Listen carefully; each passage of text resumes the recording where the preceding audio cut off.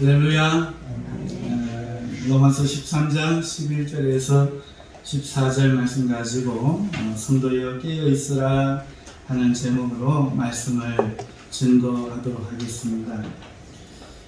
지난주는 오늘과 같은 본문으로 성도는 재림을 어떻게 이해해야 하는가 하는 것에 대해서 말씀을 드렸었죠.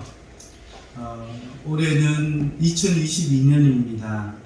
다시 말해서 주님께서 곧 오마 말씀하시고 승천하신 지 2000년이 지났습니다.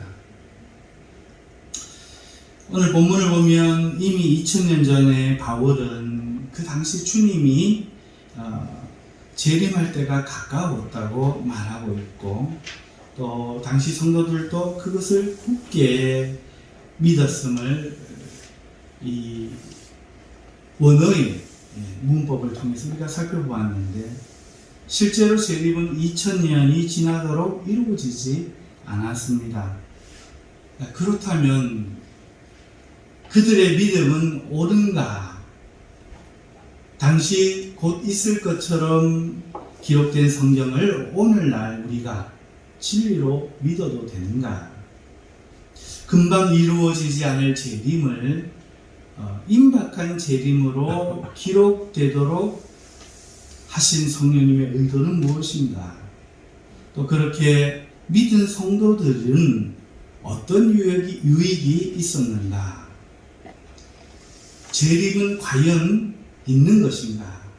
오늘날 우리는 임박한 재림으로 생각하고 살아야 하는가 하는 이런 질문들이 발생합니다. 그리고 그에 대한 대답을 지난주에 말씀을 드렸죠. 그리고 이번 주는 이제 확실한 재림이 곧 있을 것인데, 그렇다면 이 재림을 기다리는 우리들은 어떻게 살아야 하는가 하는 것을 말씀을 드리겠다고 예고한 대로 오늘 그에 대한 대답을 말씀드리고자 합니다. 오늘 본문에서 그 내용이 다 있어서 이 본문을 가지고 말씀을 전하겠습니다. 자, 여러분, 오늘 본문에서 재림을 맞이할 성도들에게 권하고 있는 것은 먼저 첫 번째, 깨어나라고 하는 것입니다. 이제 잠에서 깰 때가 되었으니 너희들이 깨어라 하는 말씀인 것입니다. 여러분, 깨어난다는 말을 어떨 때 씁니까? 깨어난다. 여러 경우에 응용해서 사용합니다만은 1차적으로 깬다는 말은 잠을 자는 것에 대해서 쓰는 말입니다. 그래서 육신이 잠이 들어서 잠든 사람에 대해서 일어나는 것에 대해서 잠에서 깬다 이렇게 사용합니다. 자, 그렇다면 주님을 기다리는 재림을 기대하는 성도들에게 잠에서 깨라, 갑자기 잠에서 깨라 이 말을 썼다면 틀림없이 그와 비슷한 잠에서 깨는 것과 같은 의도를 가지고 말씀을 한다는 것을 첫 번째 우리가 생각을 해보아야 하겠습니다. 그러면 적어도 2000년 전에 그 성도들은 어떤 잠이 들어 있었다는 것이죠. 어떤 잠이 들어 있었을까? 예수님을 실제로 본 사람들입니다. 하나님의 아들을 보고 죽음과 부활을 보고 그 기적들을 보고 성령이 교회를 이끌어 가시는 것들을 눈으로 본 사람들이 잠이 들어 있었다. 이해가 얼핏 안 가는 말씀 같습니다만은 이 당시 성도들은 잠이 들어 있었던 게 분명합니다. 그 잠은 바로 재림에 대한 잠입니다. 여러분, 오늘 이 로마서는 57년경 정도에 쓰였다고 말씀을 드렸습니다. 57년. 그러면 예수님께서 33살에 십자가를 지시고 사역하시고 승천을 하셨어요. 자, 그러면 그로부터 24년이나 시간이 지났습니다. 여러분, 예수님이 하늘을 올라가시면서 곧 오시마 와 같은 뉘앙스로 말씀을 하셨는데, 그래서 이 당시 모든 사람들이 곧 오시려고 기다렸는데 10년이면 강산이 변해요. 남자친구가 군대 가면 예전에는 3년이었는데 사랑하는 마음도 변하는 것이 그 시간이라는 힘입니다. 24년이나 지났어요. 그러니까 어떤 일이 벌어졌겠습니까? 마치 여러분 캠핑 갔을 때요, 당일치기로 갔다 오는 사람이 힘들까요? 2박 3일이나 3박 4일 간 사람이 힘들까요? 의외로 오래 있다 온 사람이 더 힘듭니다. 여러분, 캠핑을 가서 그곳에 있어야 될 시간이 길면 길수록 필요한 게 많아져요. 그래서 이것도 필요하고 저것도 필요하고 거기서 또 해야 되는 것들도 많죠. 그러다 보니까 현실의 삶에서 의식이 어디로 옮겨가는가 하면은 캠핑장에서 어떻게 하면 덜 불편하게 더 재밌게 지낼까, 그곳의 삶에 집중하다 보니까 그 모든 것을 접고 현실로 돌아오면 굉장한 피로감을 느끼는 것입니다. 처음에 모여서 주님의 재림을 기다리던 성도들은 이 땅의 삶이 끝났다 생각하고 이제 하나님 나라의 재림을 현실로 받아들이고 이제 우리는 천국 간다 이렇게 기다리고 있었는데, 하루가 가고 한 달이 가고 1년이 가고 의아하게도 10년이 가고 의미도 없고 숫자도 알 수 없는 24년이 지났을 때 그들의 관심은 재림에서는 점점 멀어지고, 마치 우리가 꿈이 깊으면 그 꿈 속에서 그 꿈이 현실처럼 느껴지듯이 재림의 현실이 아니라 오늘 이 땅의 삶의 현실을 필요한 것들을 채우고 그렇게 살아가는 이 일에 집중하는 상태가 바울이 보기에는 잠든 것 같다, 이렇게 생각해서 잠에서 깰 때가 왔다, 이렇게 표현하는 것이죠. 자, 잠에서 깨어라 하는 말이 이런 의미라면 여러분, 그때 그 성도들만 그럴까 아니면 오늘도 우리도 그럴까, 이것을 우리가 생각해보지 않을 수 없는데요. 여러분, 간단한 수학기호를 가지고 우리 한번 점검을 한번 해보십시다. 여러분, 수학기호에 보면 부등기호도 있고 여러 가지 기호가 많죠. 있지만 거기에 보면 방향기호, 방향지시기호도 있어요. 예를 들어서 화살표라든지 아니면 이런 표시 아시죠? 이런 표시를 하면은 여기보다 여기가 더 크다, 이런 기호입니다. 자, 여러분, 여기에는 재림이라는 글자를 두시고 여기에는 현실이라는 글자를 두시고 이제 이 방향 기호를 한번 넣어보시죠. 부등기호를 넣으시든지 어느 쪽이 크다 하면 기호를 넣어보세요. 만약에 오늘 나의 삶의 24시간의 관심이 재림 쪽이 크다 하면 이렇게 넣으시면 됩니다. 그런데 오늘 나의 삶의 관심이 재림에 대한 생각은 적고 현실이 훨씬 많다면 이렇게 넣으시고, 그리고 비슷하다 싶으면은 부등호를 한번 넣어보시죠. 어떠신가요? 만약에 재림이 아니라 현실에 내 관심이 더 많다, 그러면 이 의미는 오늘 24년을 기다리다가 지쳐 현실의 삶에 좀 더 집중을 많이 하게 되고 재림에 대해서 희박해진 의식을 가진 사람들이 잠든 것으로 사도 바울이 말했는데, 오늘 우리는 그럼 잠든 것 아닐까요? 나의 관심이 재림이 별로 없다, 설마 내가 잠들었을까? 우리는 이렇게 생각합니다만은 성경적인 걸 가지고 객관적인 평가를 해보자면 이들을 잠들었다라고 말하는 예수님을 직접 보고 뜨거움을 체험하고 성령의 역사가 너무나 왕성하고 지금도 박해를 무릅쓰고 네로 박해가 54년부터 시작되었죠.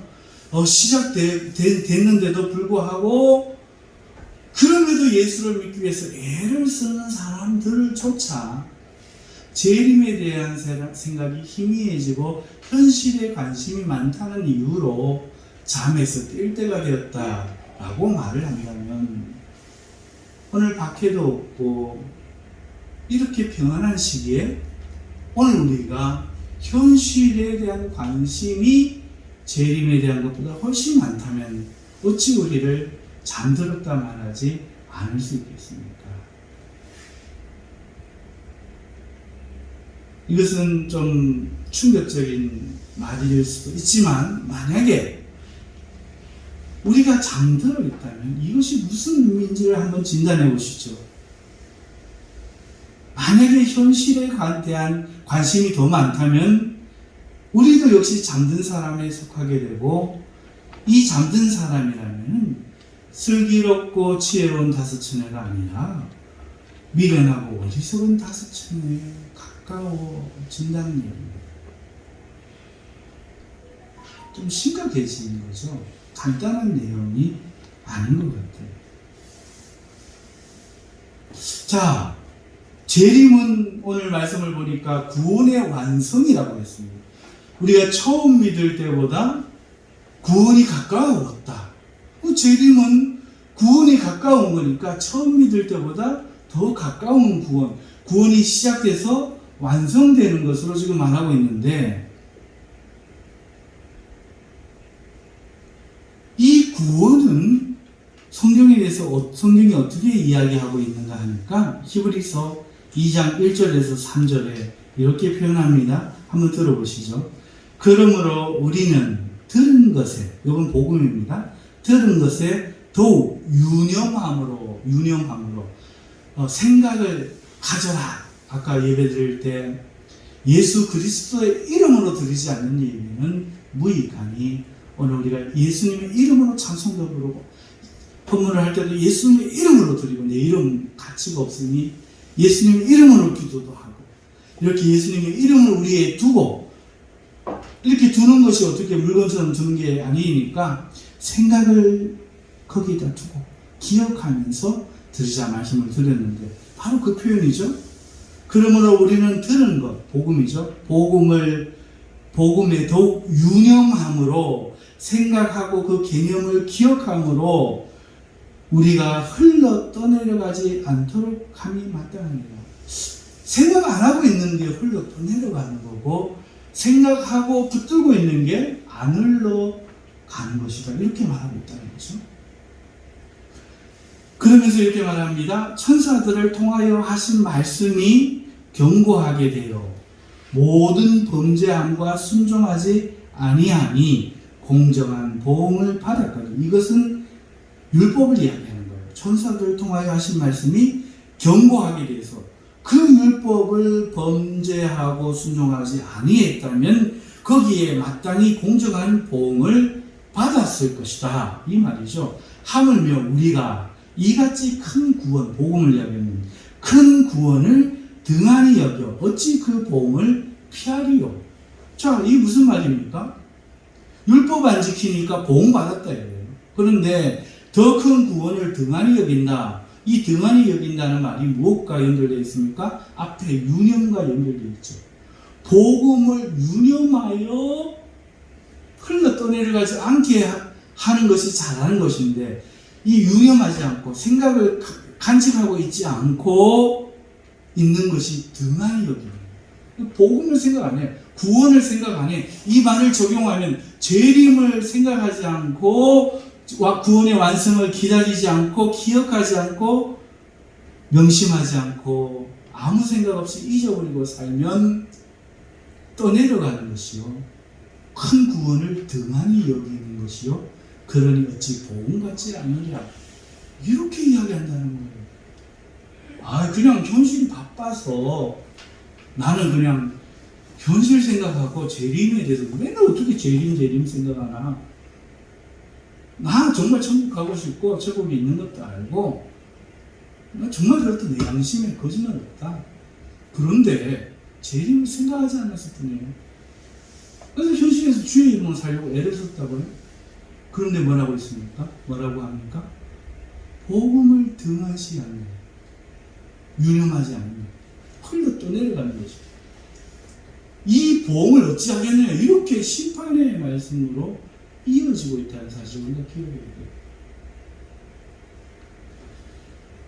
이 간단한 이야기가 아닌 것이죠.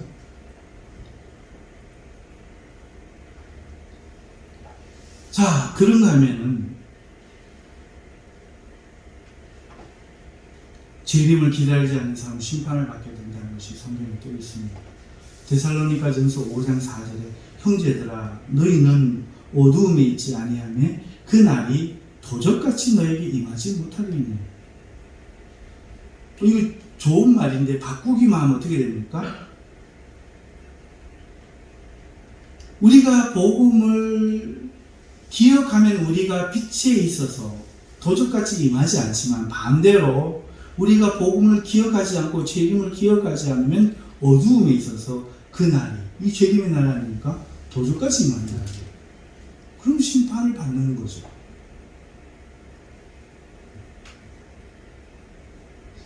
정말 간단합니다. 아니 네로 박해 상황에서도 예수를 부인 안 하고 오늘 예수님을 믿고 살면서 단지 삶이 좀 기니까 이 땅에서의 삶도 좀 중요해서 재림을 생각하기보다는 내일 뭐 먹을까, 내일 뭐 마실까, 이거 좀 걱정하고, 집이 좀 불편하니까 동굴 평수를 좀 넓혀갖고 24평을 좀 더 파볼까 생각했고, 아니 어떻게 맨날 야채만 그냥 먹어요. 그러니까 옆에 마늘도 좀 심고 파도 좀 심고 연수라도 좀 쳐가고 양젓도 마시고 치즈도 먹고, 아니 이게 뭐 큰 죄입니까? 하루 이틀 아니면 24년이잖아요. 그래서 오늘 우리네 노후 대책과 지평수 늘려가듯이 그래도 멀쩡하게 교회 오고 예배하고 11조하고 다 하잖아요. 단지 재림만 좀 생각을 안 할 뿐입니다. 단지 오늘 삶에 좀 더 집중할 뿐입니다. 오실 주님을 기다리는 것도 좋지만 이 땅에서 예수님의 이름에 목칠하지 말고 좀 이 땅에서도 신실하게 그렇게 살기 위해서 좀 더 집중할 뿐입니다. 단지 재림에 대한 생각이 조금 더 희미해지고 처음에는 급박하게 올 것 같아서 막 긴장하며 기다렸는데 이제 그 긴장감이 좀 완화되었다 하는 거죠. 그런데 성경은 오늘 우리가 어쩌면 어리석은 다섯천에 가까울 수 있고 구원을 등한시 여기는 것에 소속될 수 있고 도적같이 그날을 맞이할 황당한 사람의 입장에 떨어질 수 있는 것으로 말하고 있다는 거죠. 그러면서 사도 바울은 잠에서 깨어라 이렇게 말한다는 거죠. 자, 이것만 생각해 보면요, 우리가 생각하는 그런 문제가 아니다. 이 재림이라는 말은 우리 믿음의 선배들 3, 40년 전에 선배들이 했던 그대로 이게 옳구나 이런 생각이 듭니다. 서쪽 하늘 붉은 노을 영문 밖에 붙입니다. 그런 찬양과 함께 이상한 구름 하나 뜨기만 해도 주님 오시는 거예요. 이게 정상인 거예요. 이게 정상이라는 거죠.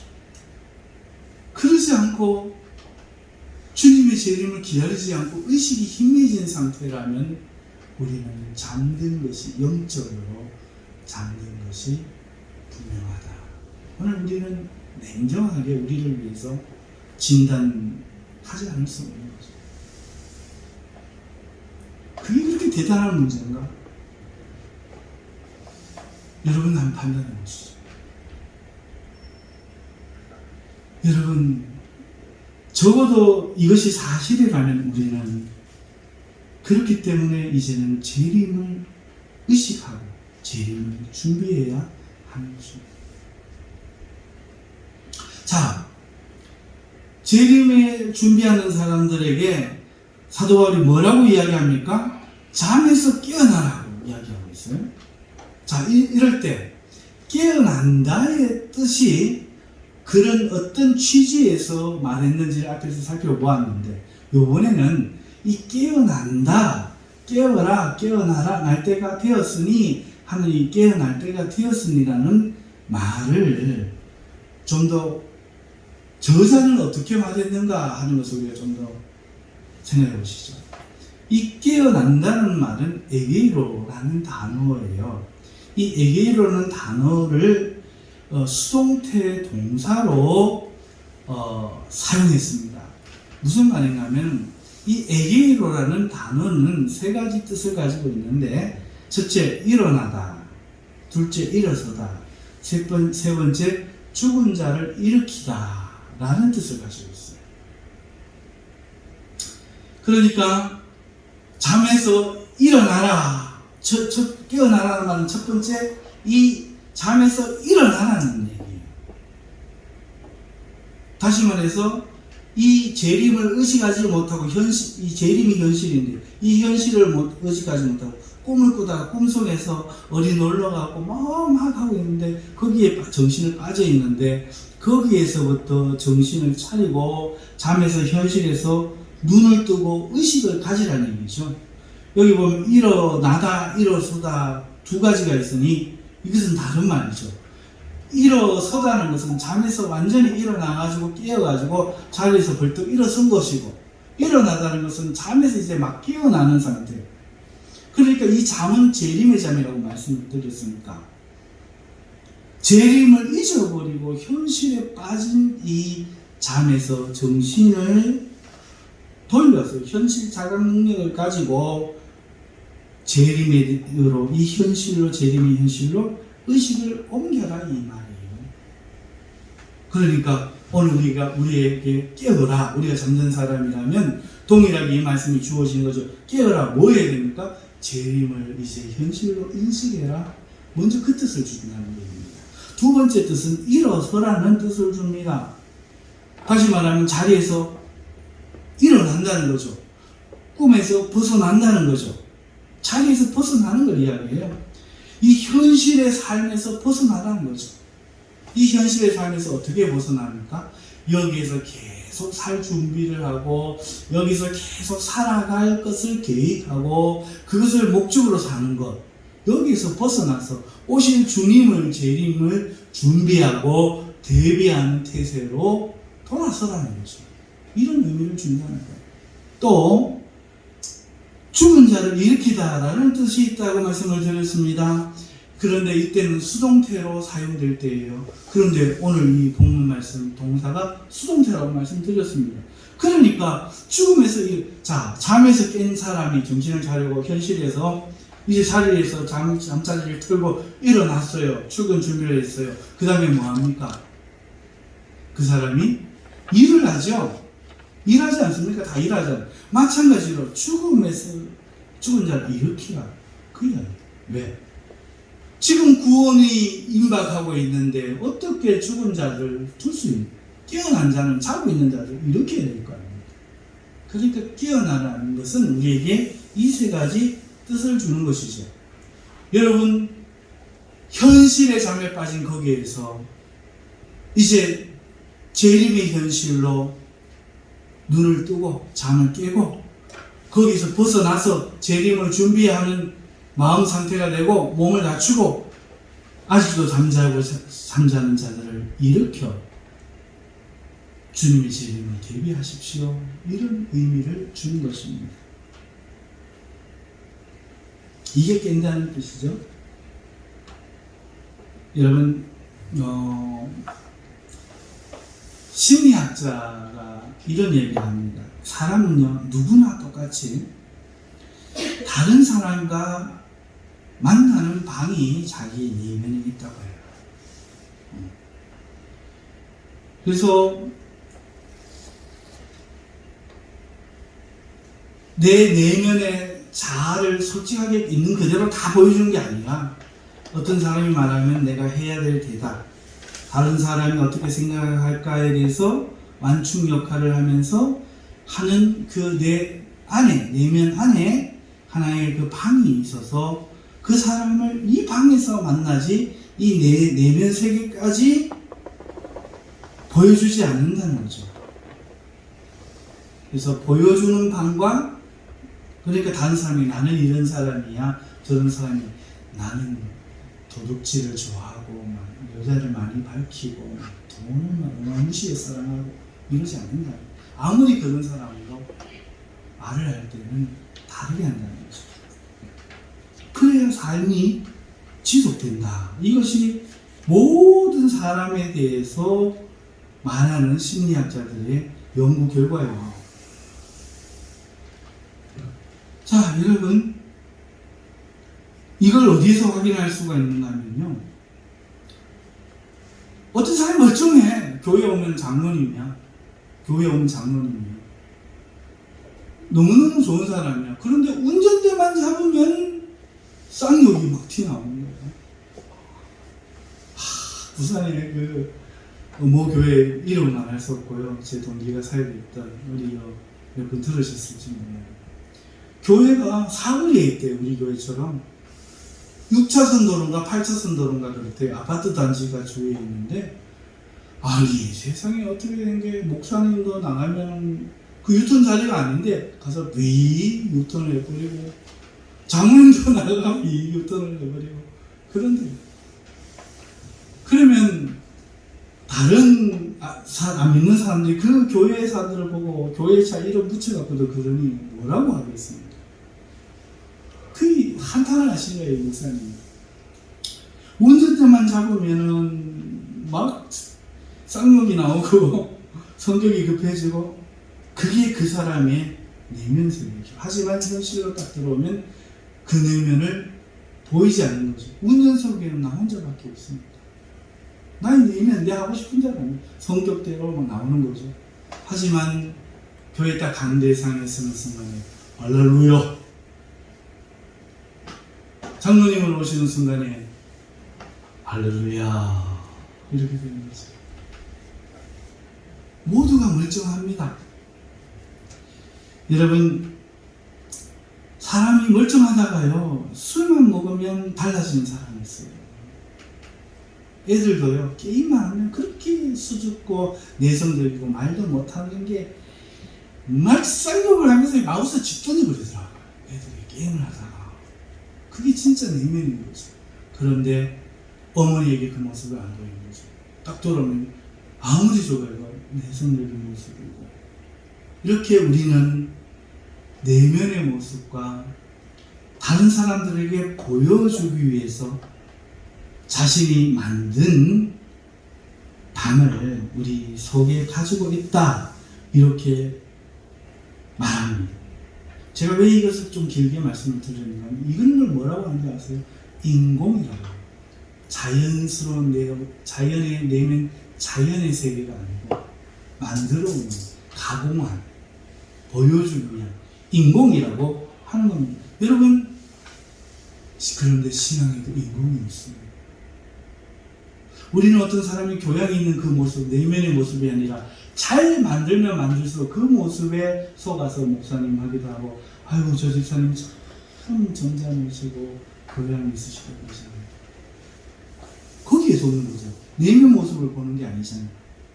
그런데 본인도 그 인공의 모습 때문에 나를 우월하다고 생각하며 살아갑니다. 절제가 잘 되는 사람, 다른 사람보다 언행이 단정하고 점잖은 사람, 이런 사람들은 자신을 그만큼 높게 생각하는데, 신앙에도 이 인공적인 부분, 만들어진 부분이 있다는 거예요. 매일 반복되는 꿈처럼 신앙이 반복되고 이 세상의 삶이 현실이 되는 거죠. 지금 무슨 말 하는지 들리세요? 여러분들이 교회에 오시면요, 여기서 지금 의식이 또렷하죠. 꿈속에처럼. 이게 인공신앙이에요. 그리고 현실로 딱 들어가면 다 잊어버리죠. 지난주 목사님 설교 제목이 뭐죠? 본문이 뭐죠? 메시지가 뭐였습니까? 한 개도 기억 안 나요. 그런데 오늘 올 때는 뭐라고 이야기합니까? 오늘 일용할 양식을 주시옵소서. 이거 진실이죠. 거짓말 아무도 안 하시죠. 우리가 인공적인 내면에 만들어진 방밖에 볼 수 없고 그걸로 포장하기 때문에 사기꾼조차도 그걸 만들어서 사람을 속이는 거예요. 그러면서 자신도 속는 거예요. 내가 남들보다 더 절제가 된다고 자기는 죄인이 아니냐, 바리새인이 세리 보고 저런 인간하고 다름이 나는 감사합니다 하는 거죠. 여러분, 그와 마찬가지로 추악한 죄인이면서도 그 인공적인 방이 잘 만들어지면 잘 만들어질수록 그걸 못 깨닫는다는 거예요. 자기는 좋은 사람이라로 생각한다는 거죠. 그래서 오늘 이 교회에 올 때 오늘 우리는 다 그런 마음으로 오는데 돌아가면 현실이 자기 삶이에요. 그러면 이거는 이게 자연입니까? 이게 자연입니까? 한번 대답해 보시죠. 교회에 온 여러분의 모습이 인공입니까? 세상에서의 모습이 인공입니까?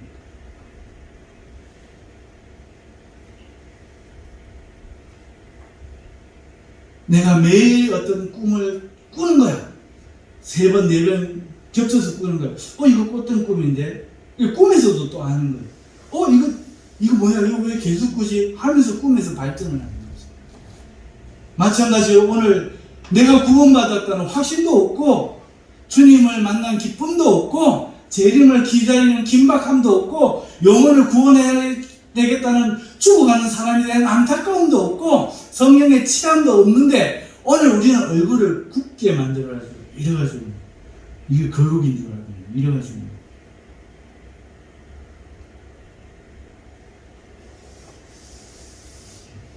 여러분, 그렇다면 이거는 속고 있는 거예요.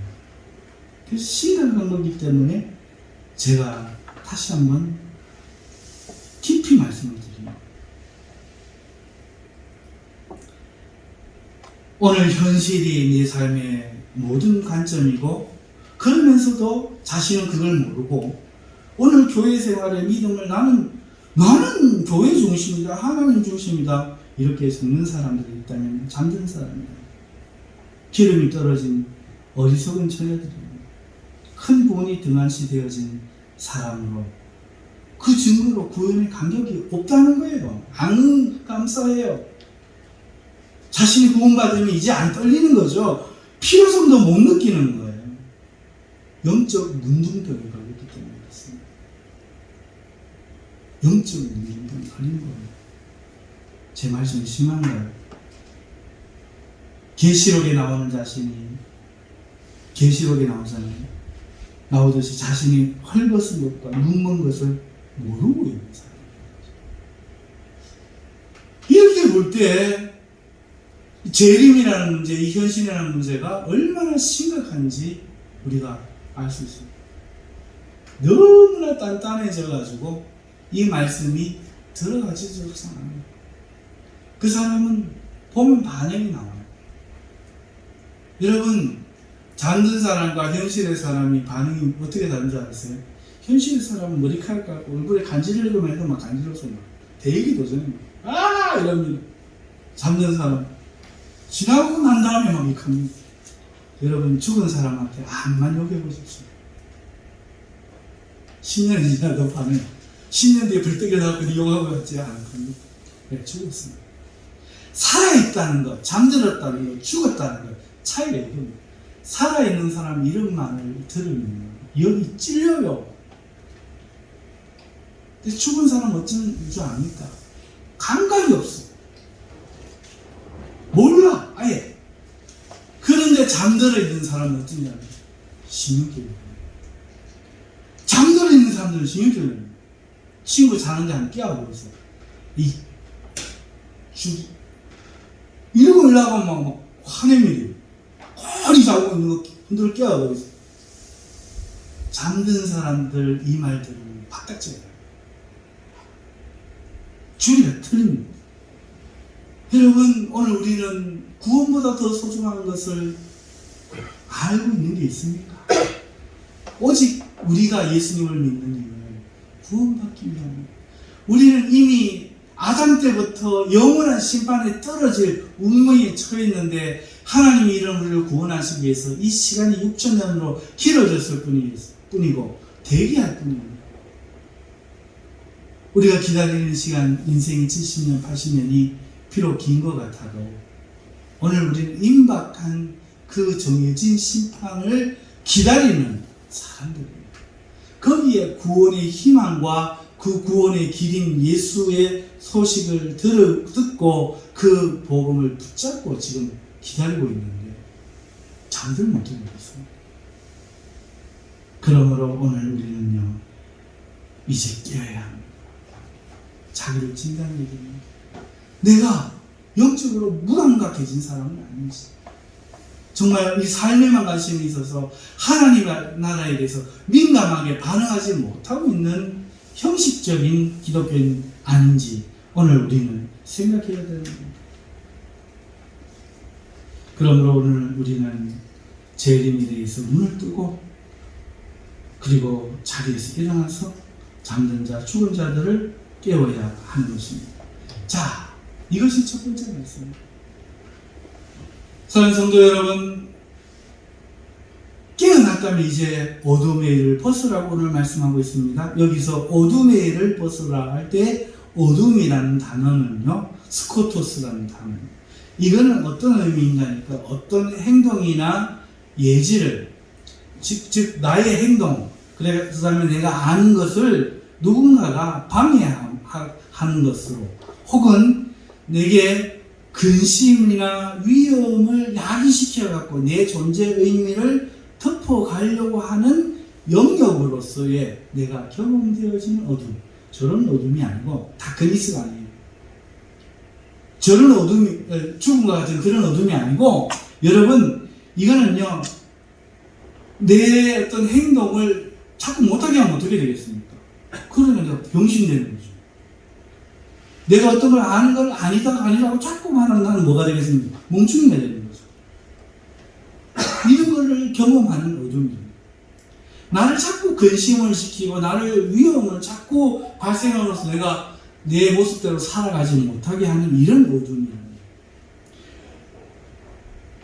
깨어났다면 어둠의 일을 벗어라, 이런 뜻인 겁니다.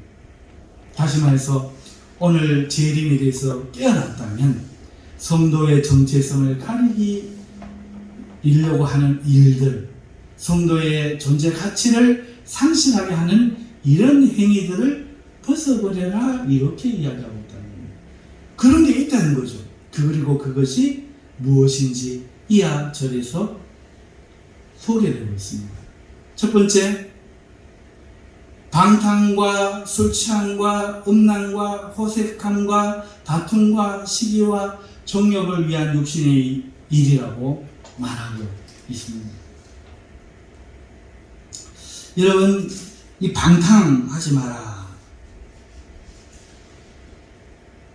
방탕하거나 술 취하지 말면 할 때, 이 방탕이라는 뜻은요, 이 코모스라는 단어인데, 이 코모스는요, 마을의 축제, 그 다음에 술잔치를 뜻해요. 원어상 마을의 축제가 벌어집니다.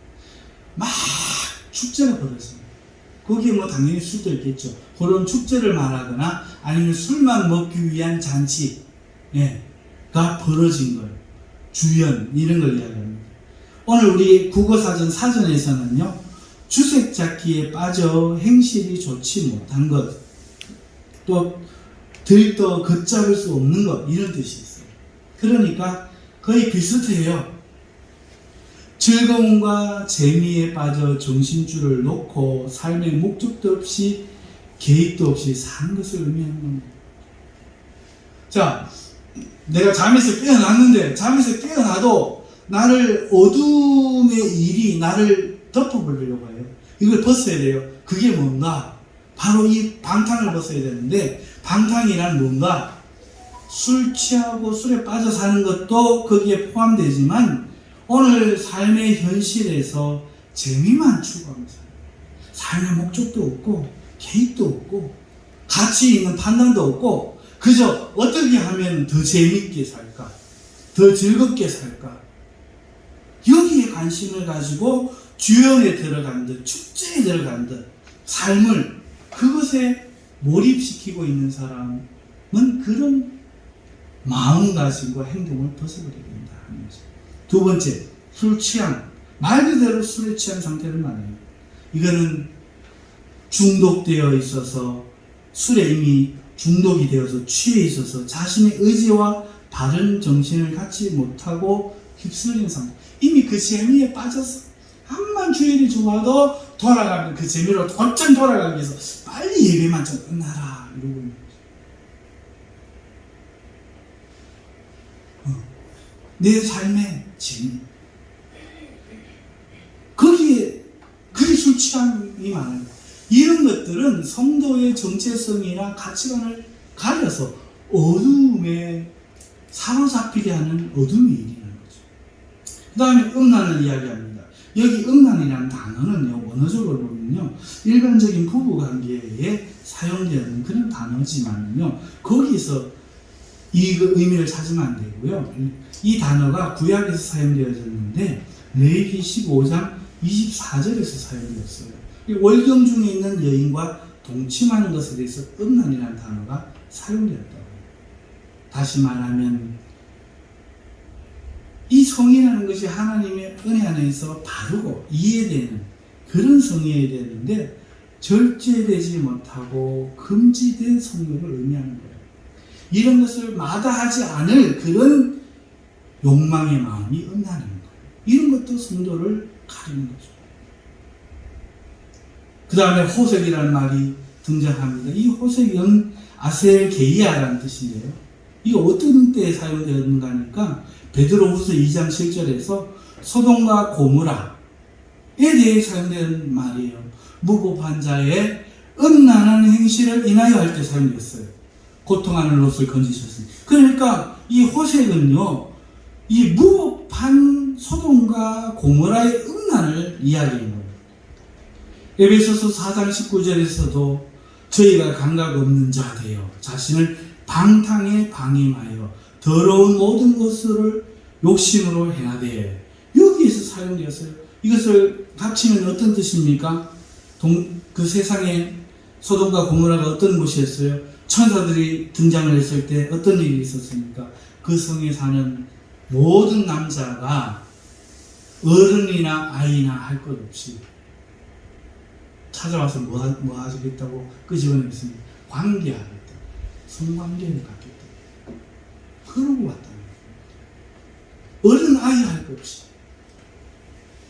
그러니까 동성애가 아주 그 지역사회에 당연한 거고, 집단 성행위가 그 시대를 지배하고 있어요. 그런데 오늘 대한민국의 동성애 퀴어 축제가 이 대구에서도 열립니다. 동성애에서. 그리고 얼마 전에 뉴스에서 한 카페에서 성인들이 집단 성행위를 하다가 단속 나온 경찰에게 발각되는 사건이 있었죠. 수십 명이 자기 부인도 아니에요. 여러분, 이걸 호색이라고 해요. 여기에 빠져 있으면 안 된다는 거예요. 자, 그리고 다툼과 시기가 나옵니다. 여러분, 다툼과 시기는요, 싸우고 화내는 일을 말하고요, 그 다음에 남이 잘 되는 것을 질투하는 행위를 이야기하죠. 그러니까 다른 사람을 질투하거나 성도가 다른 사람과 싸우면 이 정체성이 흐려지고 어둠에 사로잡힌다는 거죠. 정욕을 위한 육신의 일들, 뭐 여러 가지가 있겠죠. 이런 모든 것들이 오늘 어둠의 일이라는 거예요. 어둠의 일을 벗어라. 여러분, 제 이름에 대하여 잠든 자여 깨어나라. 먼저 주님이 바울을 통해서 말씀하시고, 두 번째는 어둠의 일을 벗어라 말씀하고 있습니다. 그리고 어둠의 일을 벗은 다음에 빛의 갑옷을 입어라. 마지막으로 권면하고 있습니다. 빛의 갑옷을 입어라. 여러분, 빛의 갑옷이 뭐예요? 밑에 보니까 그리스도로 옷 입어라 라고 말하고 있습니다. 여러분, 그리스도를 어떻게 옷 입어요? 예수님은. 이거는 예수님이 주시는 의를 말하는 거죠. 그러니까 믿음으로써 예수님의 의를 입어라 그 뜻입니다. 오늘 내가 살면서 예수님으로 나는 의로운 사람이 된다. 이거를 굳게 믿음으로 옷 입고 있어라 그 말입니다. 그리고 낮에와 같이 이 옷을 입고 단정하게 해야 말씀입니다. 여러분, 말씀을 마치겠습니다. 재림은 가까웠습니다. 성도는 재림을 임박하게 느껴야 합니다. 이렇게 임박하게 느끼는 성도는 이제 잠에서 깨어나야 하는 것입니다. 그리고 성도는 자신의 존재와 가치를 가리는 일들을 벗어 던져야 합니다. 낮과 같이 정신을 차리고 단정하게 행해야 합니다. 그리스도를 믿고 의지함으로 살아야 합니다. 오늘 말씀의 뜻이 이것입니다. 사랑하는 성도 여러분, 주님의 재림을 얼마나 사모하고 있습니까? 혹은 여러분들은 사모하지 못하면서도 인공적인 남을 만나기 위해서 만들어놓은 그 인공의 방처럼 오늘 교회에 나와서 생활하는 인공의 신앙을 만들어놓고 혹시 속고 계시지 않습니까? 이제는 이제는 주님 앞에 우리의 죄를 다 회개하고 무감각해진 우리를 치료하고 기도하고 주님 오실 그때 기름 같은 불을 준비하여 주님을 기다리고 있어야 할 때입니다. 이런 복된 여러분들 되시길 주님의 이름으로 축원합니다. 기도하겠습니다. 하나님 아버지,